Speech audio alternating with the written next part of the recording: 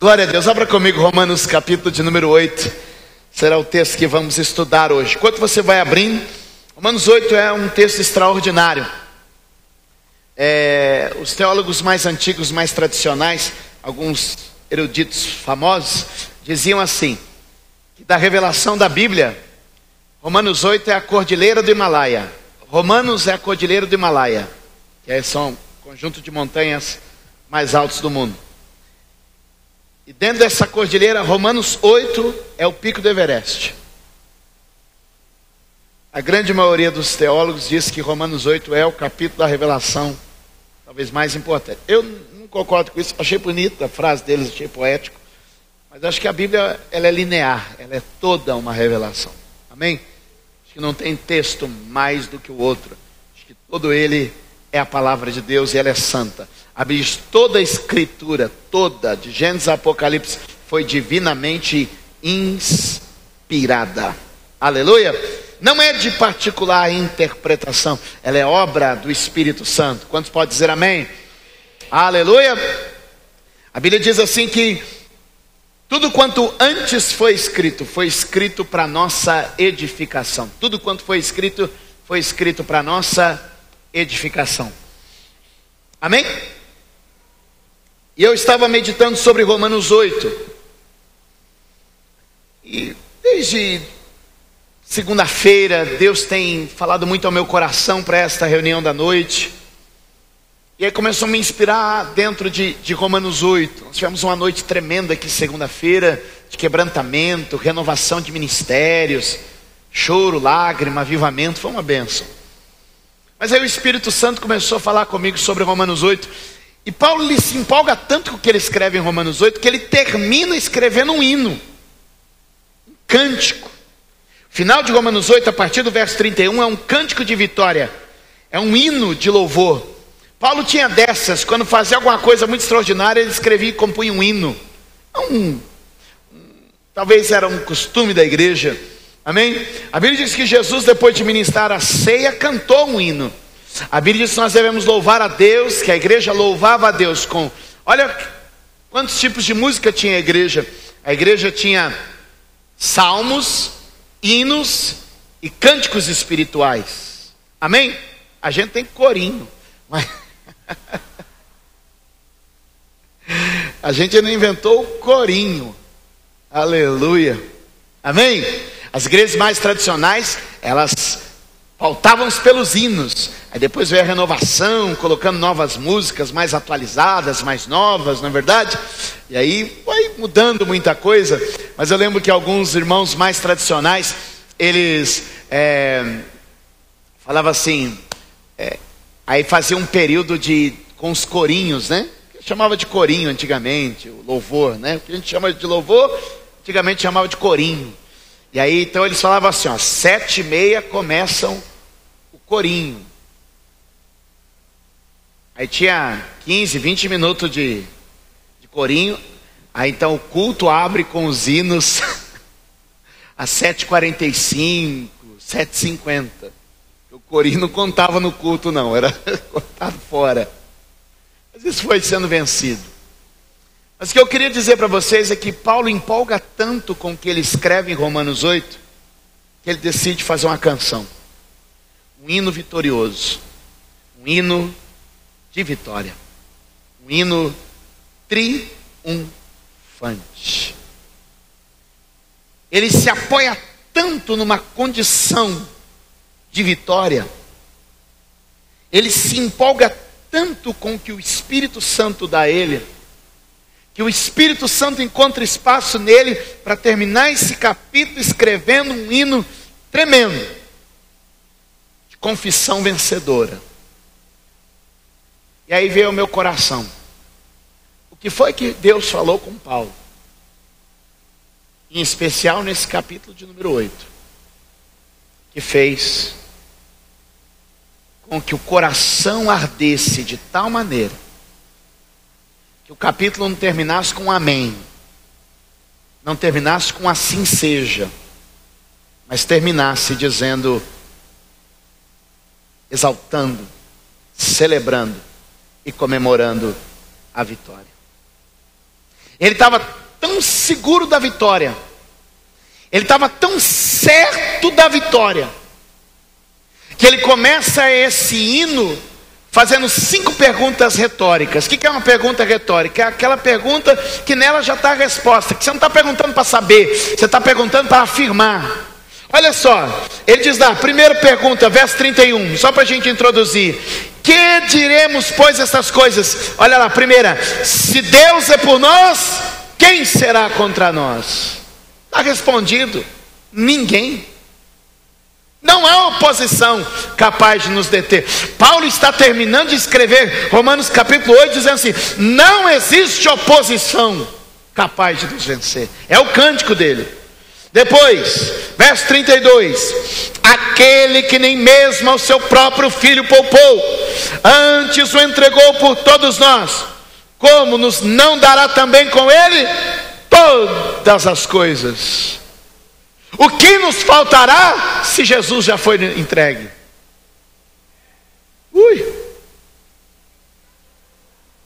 Terceira, 33: quem tentará acusação contra os escolhidos de Deus? Verso 34: quem os condenará? Verso 35: quem nos separará do amor de Cristo? Ele está dizendo o seguinte: ó, ninguém vai separar a gente do amor de Jesus, ninguém vai condenar, ninguém vai poder nos perseguir, ninguém, nada vai poder se levantar contra nós. Ele está tão seguro da vitória que ele escreve esse cântico. Foi a primeira da Rádio Vida lá em Roma. Mas eu pergunto: que revelação é essa que levou esse homem a uma condição tão triunfante, a uma certeza de tamanha vitória? Levante sua mão e vamos caminhar na palavra. Vamos orar juntos. Pai, estamos introduzindo essa mensagem. Eu quero ser muito direto. Eu quero que o Senhor me dê graça para poder compartilhar essa verdade, em o nome de Jesus. Eu dei um tema para essa mensagem: a estrutura de um vencedor. Porque vencedor nasce de dentro para fora. Diga comigo: vencedor nasce de dentro para fora. Amém? Um vencedor não é feito em 90 minutos de uma partida de futebol. Um vencedor não é feito em 9 segundos numa corrida de 100 metros. O vencedor é construído de dentro para fora. Amém? Diga comigo: o vencedor é construído de dentro para fora. E nessa estrutura tem um primeiro pilar. Romanos 8:1. Vamos lá? Romanos 8:1. Porquanto agora nenhuma condenação há.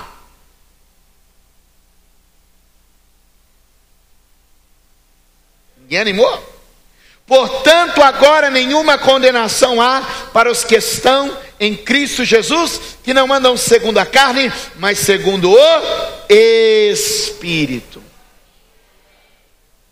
Esse primeiro pilar é uma consciência tranquila. Amém? O primeiro pilar de um vencedor é ele andar com uma consciência. A Bíblia diz que não há condenação para quem está em Cristo Jesus. A Bíblia não está dizendo que não há erro. A Bíblia não está dizendo que não há fracasso. A Bíblia não está dizendo que não há falha. A Bíblia está dizendo que embora haja erro, embora haja fracasso, embora haja falha, não há sobre nós nenhuma condenação. O verso de número 26, só para complementar esse primeiro pilar, diz assim: e da mesma maneira também o Espírito ajuda as nossas fraquezas. A diferença entre o cristianismo, o evangelho, a palavra de Deus, que constrói um vencedor, e uma motivação psicológica, é que a motivação psicológica diz para você: você é forte, você pode, você é. E o evangelho diz assim: apesar de você ser fraco, apesar de você não ter força, o Espírito te ajuda na sua fraqueza. E quando eu estou fraco, aí eu sou forte, porque o poder de Deus se aperfeiçoa na minha fraqueza. Quantos podem dar glória a Deus aqui? Quantos podem adorar ao Senhor aqui neste lugar? Amados, nós sabemos da nossa fraqueza, nós sabemos da nossa limitação, mas Ele, aleluia, nos justifica. Quantos podem dar glória a Deus? Então Paulo está celebrando com um hino de vitória, com um cântico de vitória, com um cântico de celebração de vitória. Às vezes o pessoal pega no pé da Mônica e diz assim: você fica colocando música de vitória, música de celebração, parece até música de autoajuda. E eu falei para ela: fala que é música de autoajuda mesmo, só que é autoajuda com L e não com U. Autoajuda, ajuda que vem do... Diga glória a Deus, diga glória a Deus. Paulo faz um cântico de autoajuda porque ele diz assim: olha, embora eu tenha falha, embora eu tenha fraqueza, embora eu tenha fracasso, nada disso condena a minha consciência, porque em Cristo Jesus eu tenho sido ajudado, em Cristo Jesus eu tenho sido perdoado, em Cristo Jesus eu tenho sido lavado, em Cristo Jesus eu tenho sido remido. O que muita gente tem feito é andar sobre o peso da condenação, e esse peso de condenação não permite o vencedor surgir dentro de você. Quantos me entendem? Então o primeiro pilar da estrutura de um vencedor é a sua consciência liberta, tranquila, em paz, não andando debaixo de condenação, não porque ele é perfeito, não porque ele é forte, mas apesar das suas falhas e das suas fraquezas, ele tem em Cristo uma consciência renovada, uma consciência liberta. Quantos podem dizer amém? O segundo pilar é a liberdade que temos. Se a consciência está livre, eu vivo de maneira livre. Posso ouvir um amém? Amém. Verso 15, 16 e 17, vamos lá. Porque não recebeste o espírito de escravidão para outra vez estares em temor. Diga: eu não recebi espírito de escravidão. A Bíblia diz que todo aquele que comete o pecado é servo do pecado. Amém? João capítulo de número 8, você pode ler. Aquele que comete pecado é servo do pecado. Mas a Bíblia diz: meus amados, conhecereis a verdade, e a verdade vos libertará. Aleluia. A Bíblia diz: aquele que não conheceu o pecado se fez pecado por nós, para que eu e você pudéssemos receber isso aqui, ó, a adoção de filhos. Não somos mais escravos do pecado. A Bíblia diz: se o Filho vos libertar, verdadeiramente sereis livres. O homem debaixo do jugo do pecado anda sempre com medo, sim ou não? Amém? Qual é o primeiro sintoma do pecado? O medo. Deus visita o jardim do Éden. Adão, Adão. Você acha que Deus não sabia onde estava Adão? Sabia. Adão, cadê você? Ô Adão, sai daí, Adão. Eu tô te vendo, Adão. Por que você escondeu, Adão? Ouvi a tua voz e temi.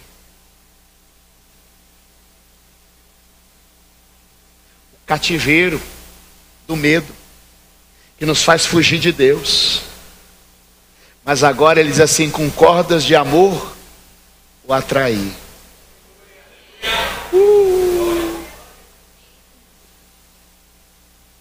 Diga, é o amor que me leva a Deus. A Bíblia diz que com cordas de amor Ele nos atraiu. Deus colocou liberdade na sua vida. Eu estou aqui profetizando que todo cativeiro caiu por terra. Se o Filho vos libertar, verdadeiramente sereis livres. A condenação e o medo que Adão tinha, a Bíblia diz, eu temi porque eu estava nu. Eu temi porque estava nu. O que Deus fez? Matou um cordeiro e cobriu aquilo que gerava o medo em Adão. Você perdeu a oportunidade de glorificar a Deus. O que Ele fez? Matou um cordeiro e cobriu aquilo que gerava medo, hein? Que impedia Adão de chegar. Irmãos, o cordeiro foi morto na cruz. Quando João Batista viu Jesus passando, diz assim, eis o cordeiro de Deus que tira o pecado do mundo. Como ovelha muda, Ele foi levado ao matadouro. Ele recebeu o nosso castigo, foi morto por nós, para cobrir a nossa vergonha.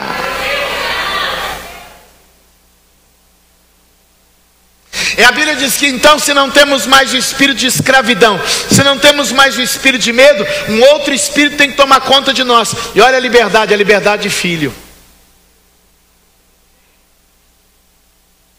Um vencedor, segundo Paulo, precisa entender que ele tem a liberdade de um filho. Ele não é mais escravo. A Bíblia diz que o escravo não fica por muito tempo na casa, ele é só servo da casa, mas o filho é herdeiro de tudo. João capítulo 8 seria uma chave para você entender e lembrar do que eu estou lendo aqui agora. Anote ao lado. Mas a Bíblia diz assim, ó, porque não recebeste o espírito de escravidão para outras vezes estar em temor, mas recebeste o quê? O espírito de adoção de filhos, pelo qual temos a liberdade de dizer papai, paizinho. Aleluia. E o mesmo Espírito testifica com o nosso espírito que somos filhos de Deus. E se somos filhos, somos também herdeiros. Se somos herdeiros, co-herdeiros de Cristo, se é certo que com Ele padecemos, para que também com Ele sejamos glorificados. Diga, eu preciso assumir a liberdade de filho. Amém. Terceiro pilar de um vencedor. Diga comigo, esperança. Ó, se vocês falam esperança desse jeito, imagina quando eu vou falar de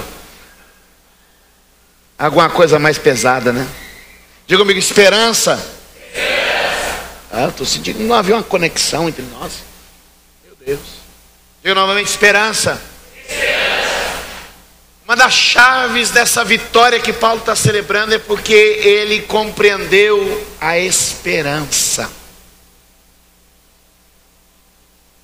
Diga comigo, esperança é expectativa do invisível.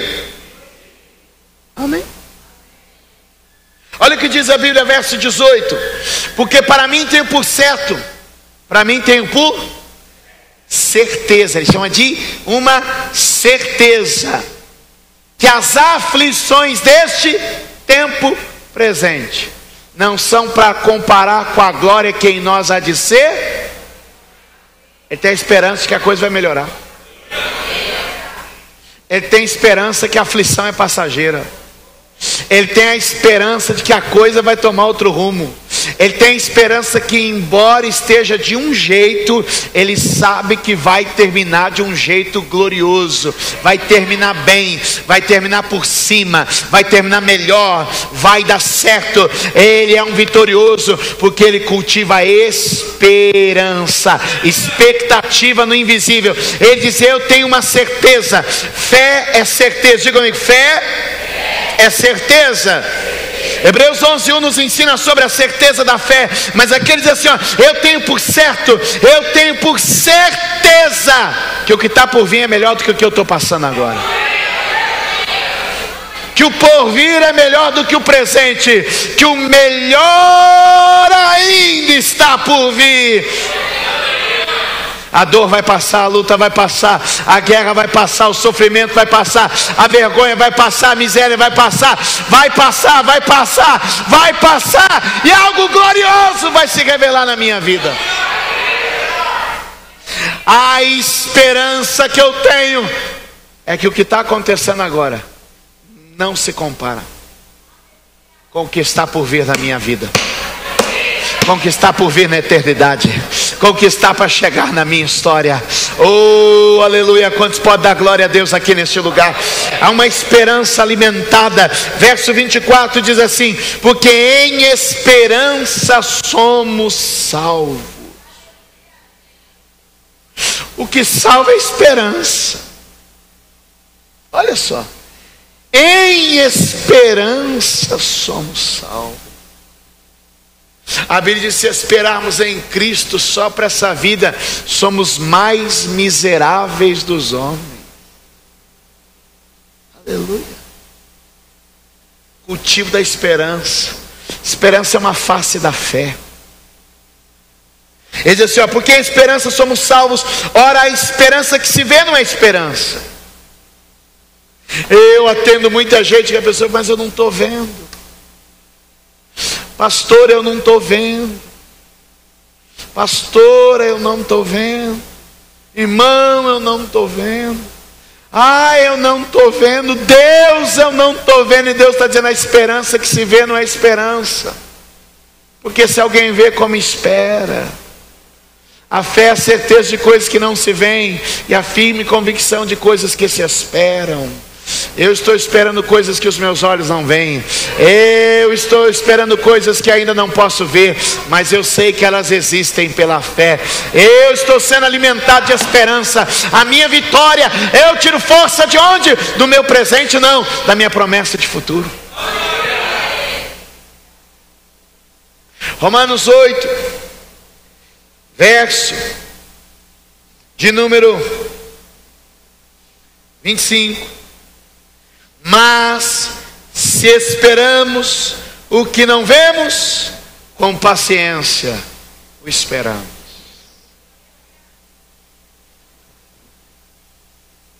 Diga para quem está do seu lado, diga: trate a esperança, alimente a esperança com paciência. Esperança precisa andar junto com a paciência. Se a esperança me faz vencer o que eu vejo, a paciência me faz vencer o tempo. Quem está me entendendo? A paciência me faz resistir o tempo. A esperança me faz resistir às cenas. Eu vejo coisas que vem para me desanimar, mas eu tenho esperança que tem coisa melhor. E a paciência? A paciência me faz vencer o tempo. Porque eu estou vendo uma coisa e contando os dias passando. E Deus está dizendo: faz a esperança superar a visão, e a paciência superar o relógio. Será que a gente pode receber paciência? Paciência é um sinônimo de longanimidade. Longanimidade é fruto do Espírito Santo. E o Espírito Santo vai me dar paciência.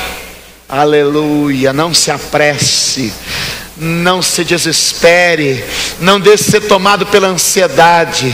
Terceiro pilar é uma esperança, mesmo quando as coisas não vão bem. O vencedor acredita. Quarto pilar, o relógio corre.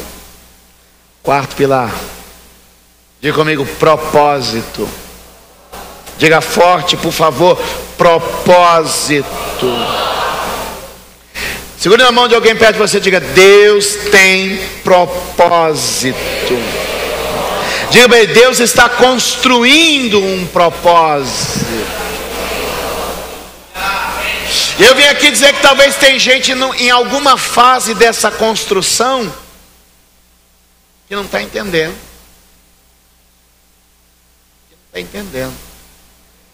Às vezes você pode não estar entendendo o processo, mas você pode entender Deus. Amém? Você pode não estar entendendo o processo, mas você pode entender Deus. Eu ouvi uma ilustração do reverendo Hernandes Dias Lopes, que ele falou assim, ó. Perguntaram para a mulher do Albert Einstein. Ele ficou famoso por causa das suas teorias, da relatividade, os cálculos todos. E aí perguntaram para a esposa dele, não me lembro o nome da esposa do Einstein, e perguntaram assim, dona Einstein. Ué, se ele era Albert Einstein, então a esposa dele era a senhora Einstein. A Érica é a senhora Vertulo. Não souber o nome dela, senhora Vertulo. Resolveu. Chegaram para a senhora Einstein e perguntaram assim, senhora Einstein, a senhora consegue entender a teoria da relatividade que deixou o seu marido famoso?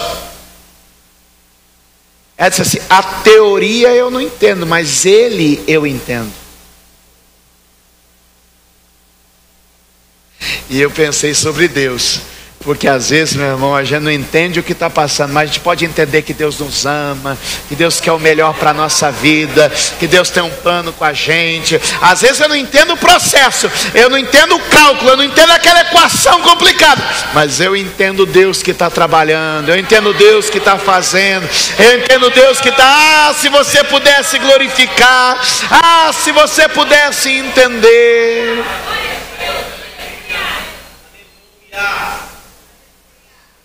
E olha o que ele diz em Romanos 8:28, de sorte que todas as coisas cooperam conjuntamente.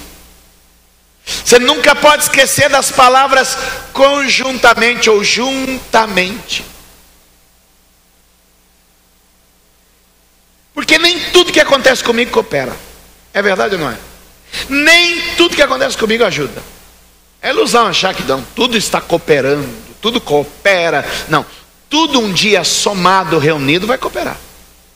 Porque tem coisa que não coopera. Mas olha que coisa interessante. Eu li essa ilustração.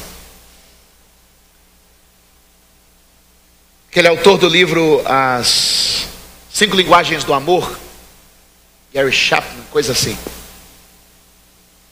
Ele disse que quando ele era criança, brincava aos pés da mãe dele, enquanto a mãe dele bordava. Se ele fosse criança no nosso tempo, não teria essa experiência, porque ele estaria brincando no tablet, enquanto a mãe olhava o Facebook.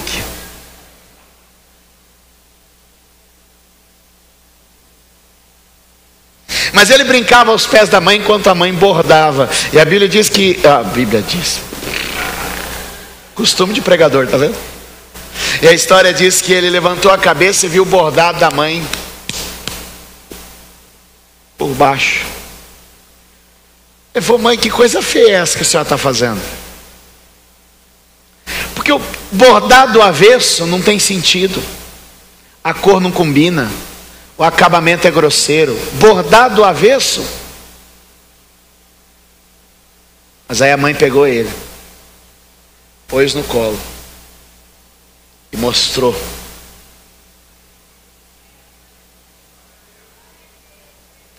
Quando você tenta entender sua vida olhando de baixo para cima, você não entende. Quando você tenta entender sua vida olhando de baixo para cima, ela é borrada, ela é mal acabada, ela é feia. Mas quando você deixa Deus te pegar no colo e fazer olhar sua vida de cima para baixo. A minha vida eu só vou entender quando eu olhar de cima para baixo, quando eu olhar da perspectiva. Tem crente aqui, por favor? Quando eu olho a minha vida de cima para baixo, eu começo a entender pela visão de Deus. Quando eu olho a minha vida de cima para baixo, eu começo a entender que cada ponto daquele foi construindo um quadro belíssimo, imaginado na mente do Criador. O vitorioso, ele passa por algumas coisas que ele não entende, mas ele diz, Deus tem propósito. Como eu queria que você tivesse pentecostal hoje aqui, viu?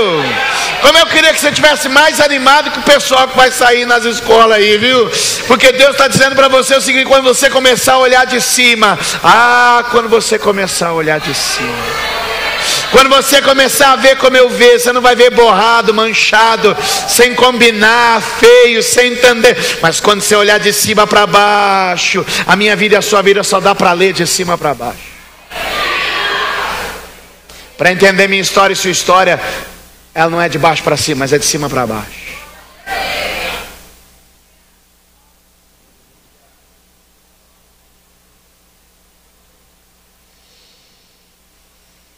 Um ateu pergunta a um pastor: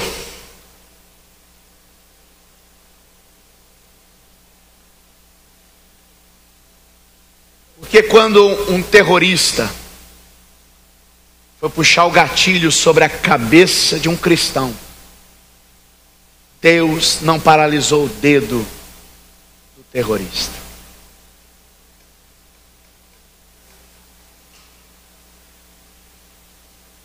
Porque quem lê de baixo para cima vai dizer que Deus tinha que ter parado aquele dedo.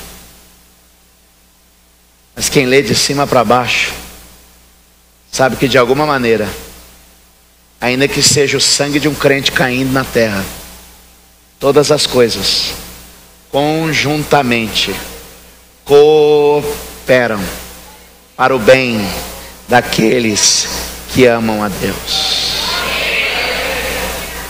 Espere o dia em que Deus vai te receber no céu, te colocar no colo dele e mostrar para você todo o bordado que ele fez da sua vida.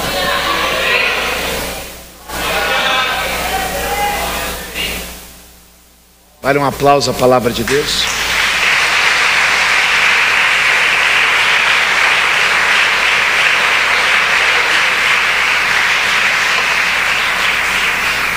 Quinto e último para fechar. Quando eu começo a pensar sobre essas coisas, eu falo, não, Paulo tinha que terminar fazendo um cântico de vitória mesmo.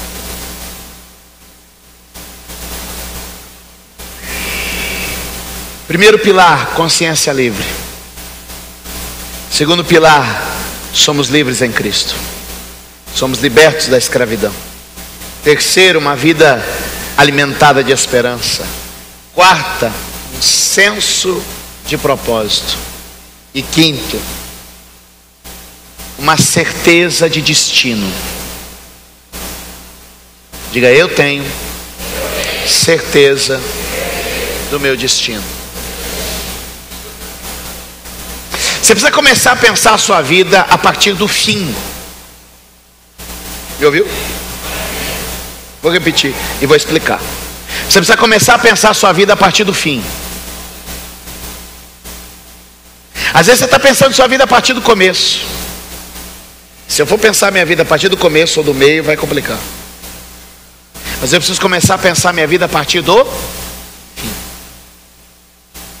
Em Mateus capítulo de número 6, quando Jesus está entregando o sermão da montanha, tem um cara aí que escreveu até um livro sobre isso. Livretinho fininho. Olhando as aves do céu. 100%. Só que ele não sabe vender. Já deu mais não sei quantos mil. Mas amém. Deus é bom, sempre dá colheita. Escute. Jesus disse assim: por que andais ansiosos, cuidadosos, desesperados, angustiados? Olhai as aves do céu. Elas não semeiam, elas não colhem, elas não ajuntam em celeiro, contudo o vosso Pai Celestial as alimenta. Aí Jesus fecha e diz assim: não tendes vós muito mais valor do que elas? Então primeiro ele ressalta o valor. Não tendes vós muito mais valor do que um passarinho? Aí ele diz assim: olhai os lírios do campo. Eles não tecem, eles não fiam, eles não costuram. Eu, porém, vos digo que nem mesmo Salomão em toda a sua glória se vestiu como um deles. Estão me acompanhando? Aí olha como Jesus fecha esse. Se o primeiro Jesus fechou falando sobre valor, o segundo ele vai fechar falando sobre destino. Diz assim: se Deus assim veste a erva do campo, que hoje nasce amanhã morre, não vestirá a voz? Amanhã morre e é lançada no fogo. Perdão, esqueci do fogo. Qual que é o destino da erva do campo? Qual que é o destino? Fogo. Jesus faz duas comparações. Ele diz: olha as aves, quanto custa um passarinho? Vocês não são mais valiosos que elas? Olha a mais linda flor, qual que é o destino final dela? Fogo. O que ele está querendo dizer para mim e para você? Eu não destinei vocês para o fogo. O destino diz muito a respeito do cuidado que a coisa tem. Eu vou ser a flor que vai ser lançada no fogo. Recebe cuidado de Deus. Ei, Ele não vai vestir você, homem de pequena fé. Você tem que começar a pensar a sua história a partir do destino. O meu destino é o céu. O meu destino é a glória. O meu destino é a eternidade. Se eu pensar minha vida a partir do meu passado, eu vou dizer fracasso e derrota. Mas se eu pensar minha vida a partir do destino que Deus está escrevendo para mim, e o meu destino não é o fogo, porque a Bíblia diz que o lago de fogo foi preparado para o diabo e seus anjos e não para mim.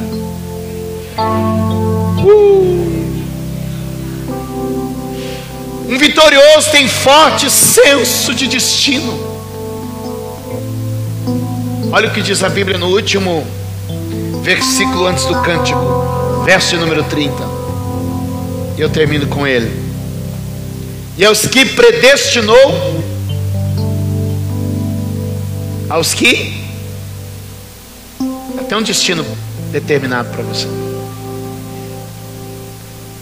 Começa nele, meu irmão. Nasce nele. Fomos escolhidos em Deus.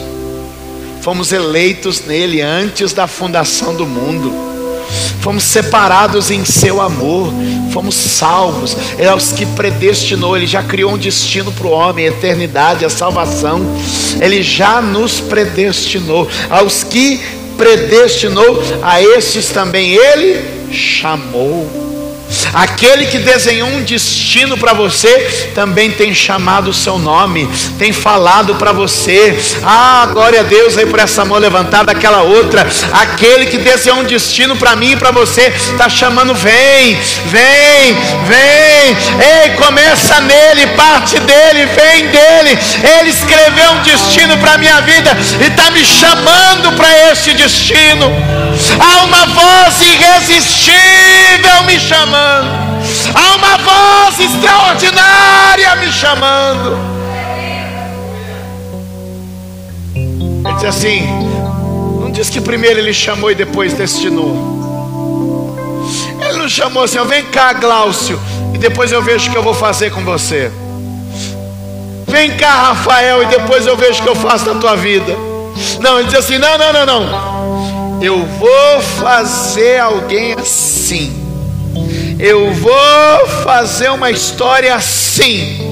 Eu vou fazer um final assim.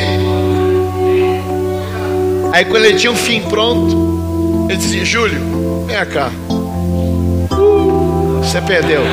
Você perdeu a oportunidade. Quando ele tinha um final pronto, ele falou assim: Alexandre, vem cá. Ele disse: Maria, vem cá. Vanderlei, vem cá. Valdir, vem cá. Ele, quando tinha um final pronto, ele disse: venha Esdras, venha, porque eu já tenho um final pronto para a tua vida. Amados, aquele que nos predestinou também nos chamou. Deus não te chamou e depois pensou: o que eu vou fazer com esse? O que eu faço com isso agora? Ele: não, eu já sei o que eu vou fazer. Venha cá, porque eu tenho um plano para a sua vida. Venha, porque eu tenho algo para a sua vida. Mas o problema é que quando ele nos chama cheio de pecados, nos chama cheio de erros. Mas a Bíblia diz que aqueles que ele predestinou, ele também chamou. E aos que chamou, ele também justificou. Justificação é mais que perdão. Imagina que o empresário vai à falência, fica devendo R$1 milhão, e alguém vai e perdoa a dívida dele. Ó, está quitada. Perdoou a dívida, mas ele continua quebrado, está no zero, está na lona. Justificação é mais perdão. Você está me entendendo? Que ele pega quem está devendo 1 milhão e diz assim: vou zerar a conta e ainda vou fazer um DOC de mais um. Pô, mas nem ilustrando com dinheiro vocês não animam, gente, porque dinheiro anima qualquer um. Eu, por experiência própria, crente com dinheiro vê anjo, canta sabor de mel, mas crente endividado vê demônio em todo lugar, canta aquela música, passa a espada do diabo, pisa na cabeça dele. Mas o que a Bíblia está dizendo, amados, é que nós tínhamos uma dívida. Jesus paga a nossa dívida, e aí Ele coloca a justiça de Jesus em nós.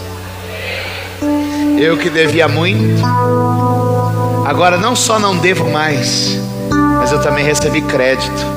Crédito que não é meu, crédito que é dele. Jesus empresta a justiça dele para mim. Jesus traz a justiça dele para a minha vida. Então, quando Ele cria um futuro, Ele me chama. Mas aí eu olho e posso dizer: Senhor, quem sou eu para esse futuro que o Senhor criou? Ele diz assim: não, você não é, mas eu tenho alguém que foi por você. Você não é, mas eu tenho alguém que foi por você. Você não é, mas eu tenho alguém que pagou e ainda acreditou na sua conta.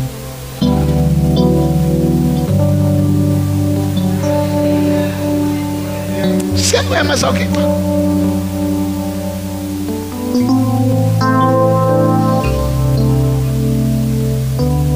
Estudiosos dizem que deve passar pela nossa cabeça pelo menos 10.000 pensamentos por dia.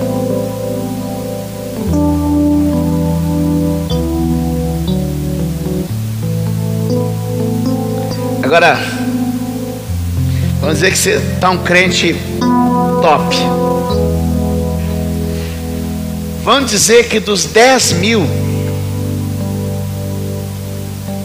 9.997 é pensamento santo.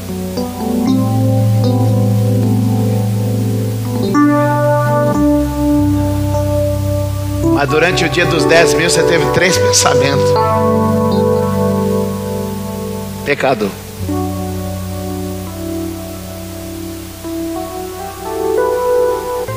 No final do mês você vai ter um saldo aí de uns 90. No final do ano, 1.080. Redonda para 1.000. No meu caso, 38.000 crimes. O mais santo dos homens vai bater na porta do céu devendo. O mais santo dos homens vai bater na porta do céu devendo.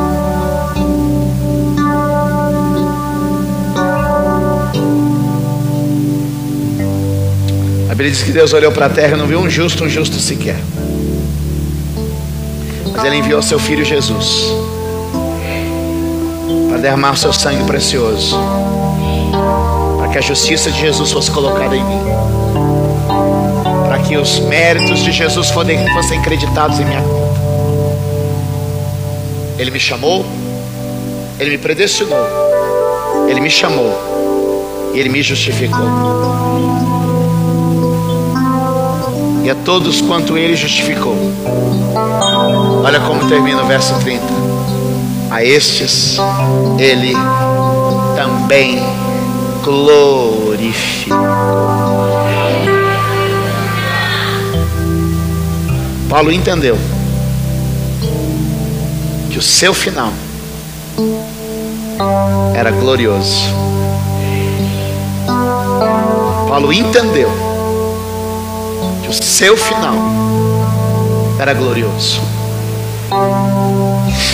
Não abra mão do destino que Deus escreveu para você. Não ignore o chamado de Deus para a sua vida. Não despreze o crédito que Jesus está te dando, porque o seu final é glorioso. seu final é glorioso. Paulo entende tudo isso. Ele não faz outra coisa senão dizer: a despeito de todas essas coisas, o que eu posso dizer? Ele canta. Eu não sei em que ritmo foi, e eu nem vou tentar musicar isso aqui.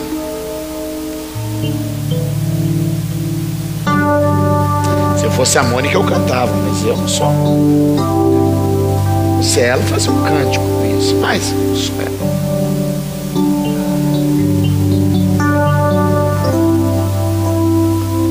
Ele disse: Deus é por nós. Põe para mim 31. A despeito de tudo isso que a gente viu aqui, se Deus é por nós, quem será contra nós? Aquele que nem mesmo ao seu próprio filho poupou. Aleluia. Antes o entregou por todos nós. Se ele não economizou Jesus, vai economizar nas outras coisas? Como também não nos dará com ele todas as outras coisas? Quem tentará acusação contra os escolhidos de Deus? Pois é Deus quem a justifica. Quem os condenará? Pois é Cristo que morreu. Ou antes, quem ressuscitou dentre os mortos, o qual está à direita de Deus, e ele intercede por mim e por você. Quem nos separará do amor de Cristo? A tribulação que você está passando? A angústia que você está vivendo? A perseguição que você levantou? A fome, a necessidade? A nudez, o perigo, a espada? Como está escrito: por amor de ti somos entregues à morte todo dia. Fomos reputados como ovelhas para o matador. A vida não está fácil, a vida não está mole. Verso 37: mas em todas estas coisas somos mais do que vencedores por aquele que nos amou.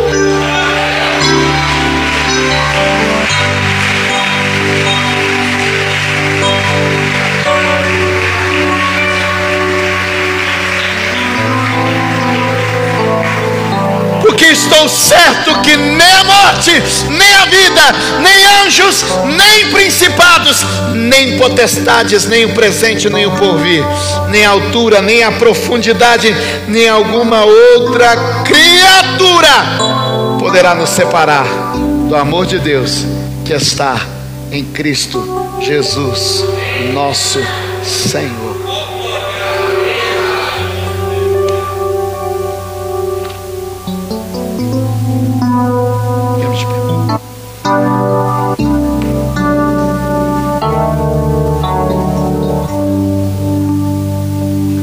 Pega alguém aí, diz para ele: não dá para desanimar, não dá para desistir, não dá para não acreditar na vitória, não dá para não continuar, não dá para não seguir em frente, não dá.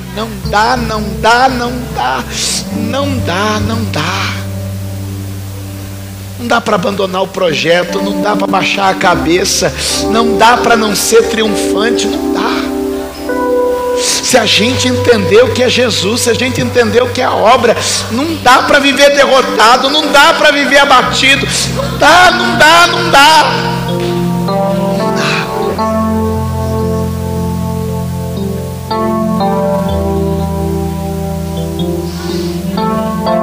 Feche os olhos.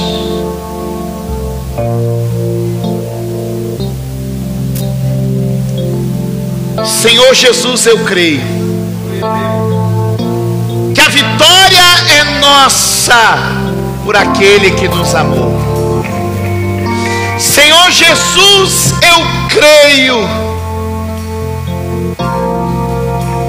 que a vitória é da igreja e que nada da terra, do céu, do inferno, de cima ou de baixo, pode tirar o que o Senhor preparou para nós. O Senhor é Deus, e há de fazer toda a sua vontade. Estenda as suas mãos e glorifique. Estenda as suas mãos e adore. Não desista, Deus é contigo. A batalha é grande, mas o final já está escrito.